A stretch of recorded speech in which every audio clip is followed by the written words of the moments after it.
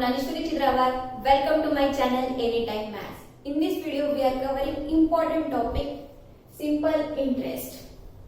To understand simple interest, we should know these terminologies. What is interest, principal, time period and rate of interest. Let's look at it one by one. Interest. Say, if I borrow some amount of money from someone or from bank. Say if I borrow 500 rupees, okay, for 2 years. After 2 years, I should return 500 rupees to bank and some plus extra charge. Say if I am returning 570 rupees after 2 years to bank. Okay. Here I borrowed 500 but I am paying 570. I am paying some extra charge. This extra charge is nothing but interest. Here in this case interest is 70 rupees and interest is denoted by I. Why should I pay interest? Because I got the luxury of handling bank's money for 2 years. So for that luxury I should pay some charge. In return I am paying 500 original amount plus some charge. That charge is nothing but the interest. Okay. Now let's see what is principal. Principal is nothing but the borrowed amount.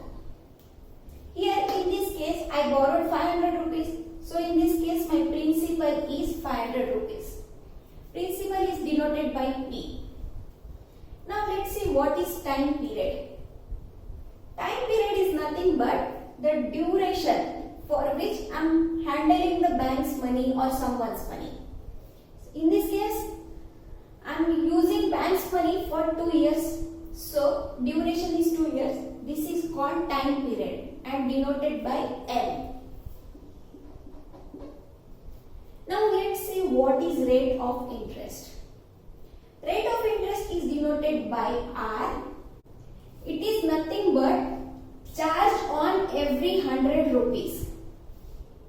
Say rate of interest is 5% and if I borrow 100 rupees, so 5% means 5 rupees is the charge on 100 rupees for 1 year. Okay. So after 1 year, interest is 5 rupees. If I borrow 100 rupees for 2 years, then interest will be first year interest is 5 rupees and second year interest is 5 rupees. Right? Then total interest is 10 rupees. Now let's look at this example. Here I borrowed 500 rupees from bank for 2 years and say rate of interest is 5% per annum. Annum means year. Okay. Rate of interest is 5% per year. Then what is my interest? How much money should I return after 2 years to bank? Let's calculate that. See, here I borrowed 500 rupees and rate of interest is 5% per annum. Means in 1 year interest will be 5% of 500, right? That means 500 into 5 by 100. This is the interest for 1 year. But I borrowed money for 2 years. So I am multiplying by 2. This is nothing but the simple interest. Okay. Now, in this case, the simple interest is 50 rupees. So after 2 years, how much money should I return? 500 principal amount, original amount plus this interest 50 rupees. That means I should return 550 rupees to bank after 2 years. Now let's build the formula for simple interest.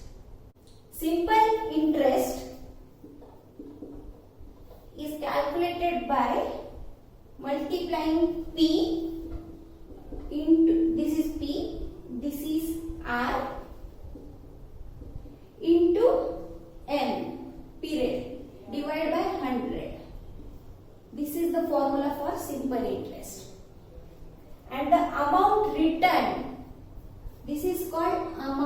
written. Okay, amount is original amount, that is principal, plus this is nothing but the simple interest, right? So these two formulas are very important for this topic. To find simple interest, formula is P into R into N divided by 100 and amount is principal plus simple interest. Now let's look at few examples.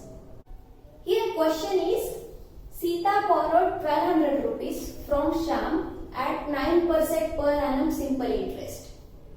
Then find the amount she had to pay after 3 years. Okay. Sita borrowed 1200 rupees from Shyam at 9% per annum simple interest. Means she borrowed this much amount of money.